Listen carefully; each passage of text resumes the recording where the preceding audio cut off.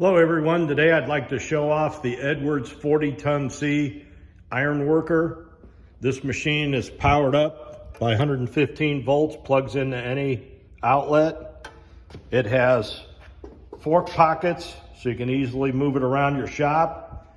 It's a 3-station machine. We've got the hole punch on this side, and it can do hex, square, and slots. Here we have the angle and flat plate shear. This side is the coper notcher, which can be removed, and an 8-inch bending brake installed, which we have the dies here. And these are heavy duty, machined all the way around. As you can see, there's the punch and die set. And as always, Edwards is built in the United States of America.